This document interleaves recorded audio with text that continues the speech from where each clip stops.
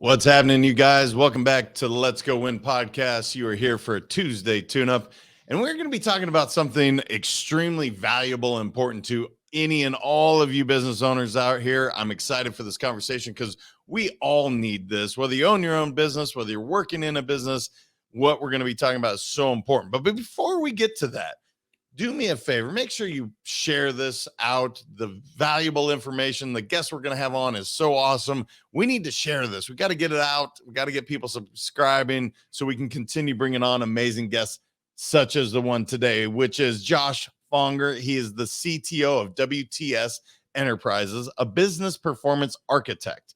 He is an international business consultant, coach, and speaker. He has a unique experience of personally helping hundreds of businesses grow simply using the WTS method.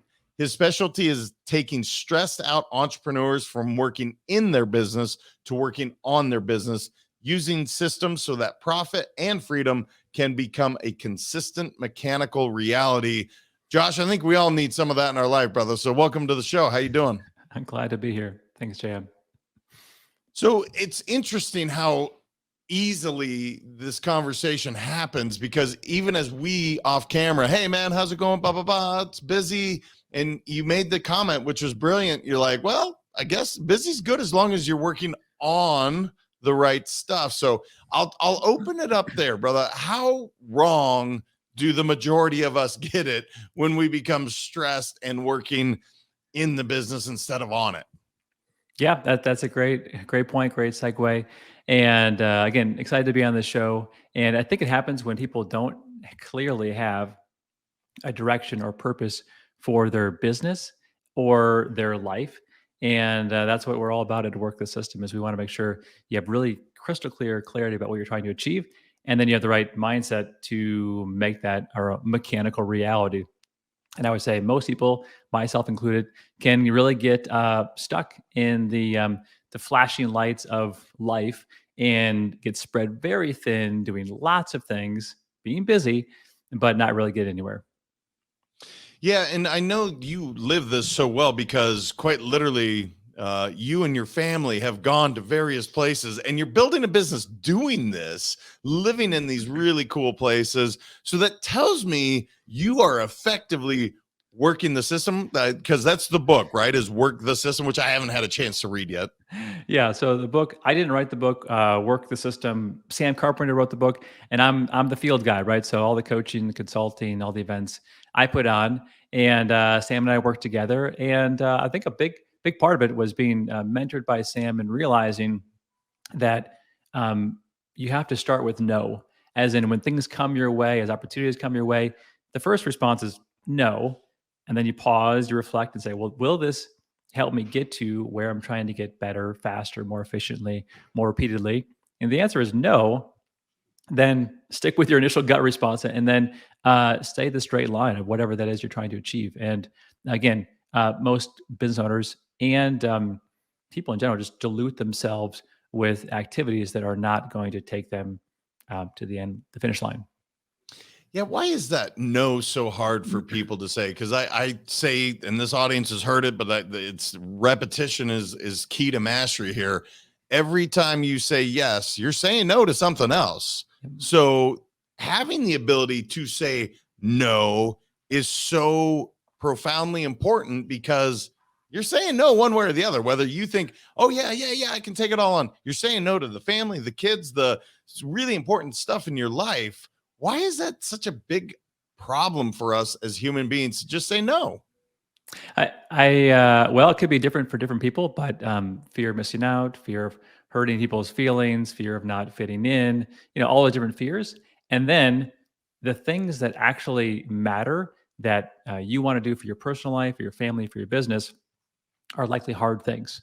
And to get there will likely involve difficult sacrifice, challenges, you name it. And so the things that are constantly coming your way, especially with advertising, any kind of media, are quick, easy, fun, cheap, and therefore impulsively, those things that want you to say yes are always going to, in the flesh, seem more exciting, more fun than something that maybe is deeper, harder, like writing a book. or whatever that difficult long-term goal might be. That's going to be hard, take a lot of sacrifice and effort. Clicking on this little YouTube video, that's easy. I can say yes to that. That's fun. And so I think it's really, once you have clarity about what you want to achieve, then it's easier to say no. But if you don't have clarity about what you want to achieve, it's much easier to just say yes to anything and everything. Yes to the next sales call. Someone says, "Hey, you want to talk?" You're like, "Well, yeah, that'd be kind of fun." And you do that, but it's not really going to lead you where you want to go. So, without giving the book away, how do we arrive at some form of clarity, brothers? So that, because again, the person you're describing, the guy wearing every hat, saying yes to everybody coming through, it's not a fault in terms of, I don't think anybody means for this to happen, but I did it. I hopped in. I'm like, yeah, man, all hands on deck. Let's go, let's go, let's go. But until you do get that clarity, it does seem like I'm doing my best. And Josh is going, oh, there's such a better way. So how do we arrive at that clarity, Josh? Uh, yeah. Hey, start with prayer, right? At least that's how I start. But I think certainly being grounded in what ultimately what the purpose of life is, what the purpose of your business, those things matter. Beyond that, the book details a really clear, methodology, which is what I take people through. First, understanding that their life is composed of separate systems, and if they have this systems mindset, they can objectively look down on their life, and this is what we help entrepreneurs do, and see, okay, here's some specific end goals, short term, medium term, long term things I want to achieve. And if my life is composed of these systems where if I do these certain activities, these results are likely to happen. Like if I go to the gym every day, likely to get stronger, right? If I go to sleep on time, I'm likely to feel better the next day. Like just certain repetition that matters, these systems. And so what we want to do is break apart your personal life, your business, your sales activities, your marketing activities, all the activities, the stuff that makes up your business. Instead of just saying I want to have a great business, it's the systems that make up my business. I like those to be great. And then we work on helping entrepreneurs segment those pieces, delegate those pieces, isolate those pieces, and then, architect or construct their perfect business. Is it possible to arrive at this without you as an amazing coach? Can I pick up the book? Give me, if I pick up the book, the biggest aha, somebody's going to say, holy cow, like, where was this book 10 years ago? Because I know it's in there, right? The Yep. moment I read it, there, you're pulling 2 or 3 really big things out of it. And maybe there's more in yours, but what is that aha where you're just like, holy cow, man, like, where was this 10 years ago? Yeah, and I would say there are a lot more than one because Sam has literally been working on this book for over 10 years. It's in its 4th edition. So I don't make any money in the book. And yeah, you can read the book and change your life. So that go for it. You should do that. Sam even gives away the first 28 minutes audio on his website, workthesystem.com. But in terms of an aha for people right now, beyond the mindset, beyond having a clear direction, is that the majority of the things in your business that are repetitious and are in your head and in your team's head probably are not written down. And so until you take the time to document the systems that make up your business, you're never going to reach the quality, the speed, the efficiency, the duplication, the training, the accountability, the metrics, all the stuff that you want to have a controlled business or one that you're in control of. You won't reach any of that unless you do the stuff that our company does, which is not much fun, which is actually document those systems. And so typically what happens is you build up a decent team, they're doing decent work, you push them to do better, they do better, they start doing worse, you got to push them again. You keep constantly pushing them. Some of them leave, you got to hire new ones, start fresh again. But you've actually never built the machine, built the mechanics because you've never actually documented the systems of what they do. And therefore, a lot of companies stay stuck and they stay disorganized and they stay chaotic with lots of fires. And putting out fires is exciting. It's fun. It's what lots of managers, owners, leaders do is problem solve. And so instead of problem prevention, so they can grow, they just spend their life in problem solving. And we usually work with companies once the owner's tired of tired of fixing the same problem a dozen times, and they're like, you know what? I probably should just prevent this problem from happening again. And that's where the documentation comes in. Yeah, the putting out fires, like literally you see the guy or gal walking around basically with a hose on their back, and that's what they're doing. That's what Josh is saying. But here's the deal, Josh. No one can do it as good as I can. It's not possible, man. Like, I am the only person that can do this. Now, I know that sounds idiotic when I say it that way, but this is being said all over in businesses around the country. It gets done, or it only gets done to the level if I do it. How do we overcome that, brother? Because I'll tell you, it's probably one of the most profound things is there's a lot smarter people than me, for speaking for myself, that can do it a lot better than I can. How do I let go and relinquish some of that control so I can really scale my business? Yeah, well, there's a lot of layers to that. I wish it was simple, like, oh, you just flip a switch. It probably the way you're running your business now or managing it is probably so complex, so convoluted, so disorganized that yeah, you're the only one who could do it because of the way you've built it, right? So part of being able to delegate things is to set it up so that others can have success by, shaving off certain pieces of what you do, which are very simple, easy, others can do. Now, beyond that, most people they see their work as them as opposed to separate from them. That's a big part of what we try to do is say, hey, you're not the business. The business is composed of these activities. And yeah, people can do, they can run payroll better than you, or they can do sales better than you, or they can install whatever your business installs better than you if you separate into pieces. Case in point, I've certified a number of consultants in this method, and they go out and do work, consulting work, and a lot of times they do a better job than I would do. Right? I'm like, wow, I thought I was the best at this. And so, seeing other people do it, also, seeing is believing. I think that's part of it.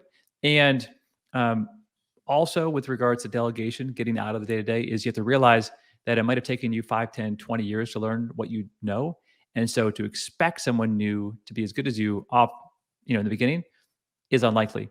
And so there needs to be a ramp up period as well. And maybe it's one day, maybe it's 1 month, maybe it's 6 months or a year, but you can duplicate yourself, at least the activities that make up your business. And that's what we really try to help people do is to take a step in that direction. I had a client just talked to a couple hours ago, and he has a property management and home flipping business. And he was running out to the hardware stores, I don't know, 4 times a week. I said, I know someone else can do that. And he's like, well, I got to get the materials and sometimes it's not there at the right time. And I got to check the store and then check the prices. And I'm like, you're just picking up materials and delivering them to a building. I'm sure someone else can do that. And eventually we just documented the system. How are we going to have someone else be your runner for you, a materials runner?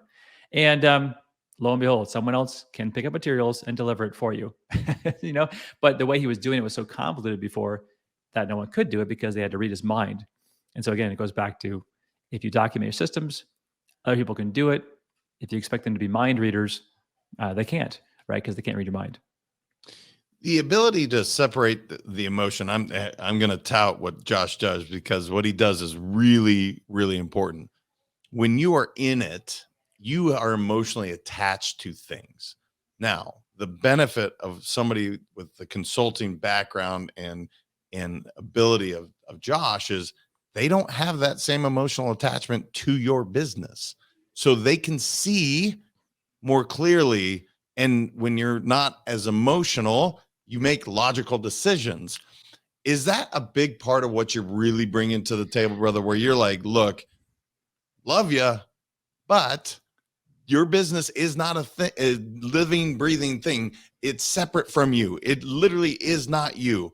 Talk to me about that, because I know, again, I've been in it. I've done this where you get so tied up into it. The emotions are there, and your ability to look at it and say, well, maybe you should look at it this way. Yeah, that's a big part of consulting. And I used to not think that, 10 years ago when I was doing this, flying around helping companies, I thought it was about instruction, content, analysis. And then what I realized is that, they know the information, but they haven't been able to change their mindset or the way they believe or think about it to make the decisions. And so a lot more of it has to do with, figuring out the why, what's going on between those ears that's making you not able to, and it's emotion, and maybe it's the praise they get from putting the fire out, or the feeling they get when they make the big sale, or whatever that might be. And so, yeah, I ask a lot of questions, and I say, okay, if the goal is to feel good, then yeah, keep making sales. But it looks like over here, our strategy we wrote down, our strategic objective says the goal is to open up these locations, or it's to raise the sales by X millions of dollars. And so to do this is going to be require something than this. So your current activities aren't going to get you there. So what is it? Is it the emotion that you want to follow, or is it this thing that we wrote down? And what do you think? And if I make the decision for them, it's not gonna land, it's not gonna stick. And so they have to clearly say, wow, I have this plan that I love, and I have this emotion that I love. What am I gonna follow? And then eventually, oftentimes they can move towards their plan. And I say, hey, you know what? Whenever you subtract a part of what you're doing, you're going to build up capacity. And guess what? You're going to fill that capacity with other important things, likely more important things. And the big aha that happens with most of my clients is that they realize that they're so busy in the business that I say, well, who's the CEO of this business? Who's running the business? Because it looks like you're doing these things. I don't see anybody who's maybe doing business development, or helping with the branding or outreach or innovation, or new product lines, you name it. Like, no one's doing the CEO stuff. So it looks like you got a company with no one actually their hands in the wheel. What do you think? And then they realize, gosh, I'm doing $50 an hour work or $100 an hour work, but I need to be doing the $500 an hour work that no one's doing currently. And that kind of helps them see when you hand something off, believe me, there's something else you can pick up, and it's probably going to be better. If I'm listening to this, I'm saying, all right, I could see it. Give me the big sexy benefits that people get when they truly work the system. Why? Okay, I'm in, Josh. It sounds good, but what am I really like? I'm going to make so much more money. I'm going to be able to take vacations. I'm actually going to be able to live my life. What's the payoff, my brother? Yeah, well, that's a great question, and we always take people through the same exercise, because mechanically, I already know if you follow this, you will make more money and you will have more time. But that's not that sexy for most people, and it's not that emotionally gripping. People would always say they want more of both, and so I say, make a list of every single thing you would do if you had more time, and make a list of everything that you would do if you had more money.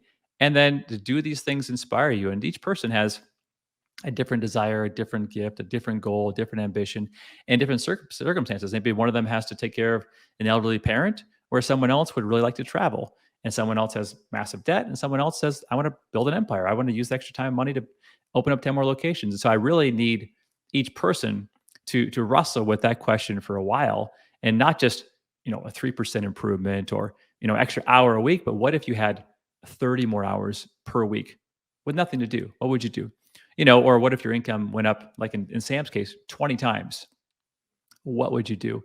And that gets people to start dreaming, and it gives them a more of an abundant mindset, not just, I'm stuck mindset, but abundant mindset. And that should be motivating. It should be like, okay, I really want this, because what I ask people to do is hard work, and you have to want it enough. You have to be hungry enough to actually do it. Status quo is way easier. And so, I don't fill in the blanks for anybody. I give them the blanks. I push them along. Maybe I'll give them examples.